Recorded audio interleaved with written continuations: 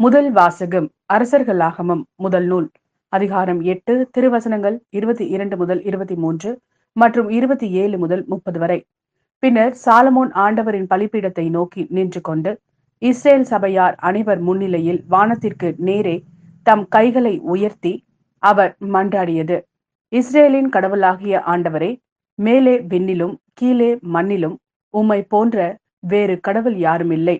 உமது முன்னிலையில் முழு உள்ளத்தோடு உமக்கு கீழ்ப்படிந்து நடக்கும் உம்முடைய அடியாருக்கு உமது உடன்படிக்கையின்படி தவறாது பேரன்பு காட்டி வருகிறீர். கடவுள் உண்மையில் இந்த மண்ணுலகில் தங்கியிருப்பாரா? வானமும் வான மண்டலங்களும் உம்மை கொல்ல இயலாதிருக்க நான் கட்டியுள்ள இக்கோயில் எப்படி உம்மை கொல்லும்? என் கடவுளாகிய ஆண்டவரே, உம் அடியான் செய்கிற வேண்டுதலையும் விண்ணப்பத்தையும் கேட்டருளும்.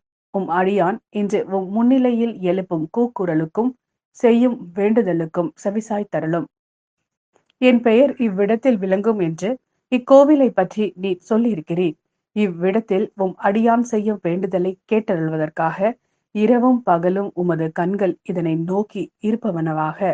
உம் அடியானின் விண்ணப்பத்திற்கும் இவ்விடத்தை நோக்கி செய்கிற உம் மக்கள் இஸ்ரேல் வேண்டுதலுக்கும் செவிசாய்ப்பீராக.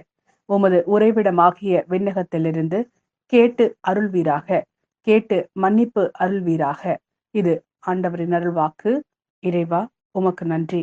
மாட்கெழுதிய நற்செய்தி அதிகாரம் 7 திருவசனங்கள் 1 முதல் 13 வரை. ஒரு நாள் பரிசேயரும் எருசலேமிலிருந்து வந்திருந்த மறைநூல் அறிஞர் சிலரும் அவரிடம் வந்து கூடினர்.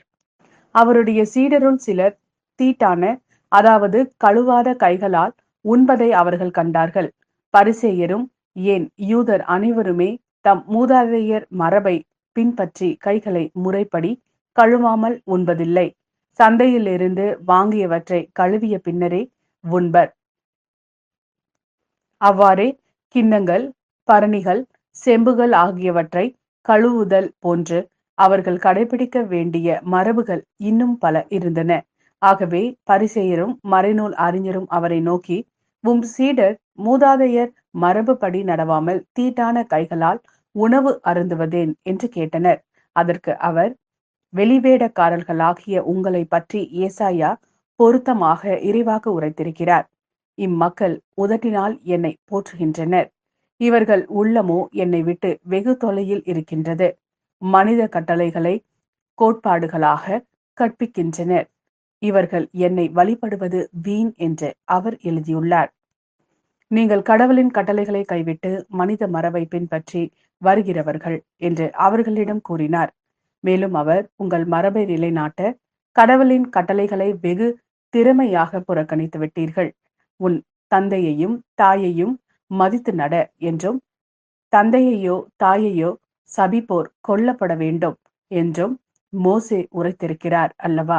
ஆனால் ஒருவர் தம் தாயையோ தந்தையையோ பார்த்து, நான் உமக்கு தர கடமைப்பட்டிருக்கிறது கோர்பான் ஆயிற்று, அதாவது கடவுளுக்கு காணிக்கை ஆயிற்று என்றால், அதன் பின் அவர் தம் தாய் தந்தைக்கு எந்த உதவியும் செய்ய நீங்கள் அனுமதிப்பதில்லை. இவ்வாறு நீங்கள் பெற்றுக்கொண்ட மரபின் பொருட்டு கடவுளின் வார்த்தையை பயனற்றதாக்கி விட்டீர்கள். இதுபோல் நீங்கள் பலவற்றை செய்கிறீர்கள் என்று அவர்களிடம் கூறினார்.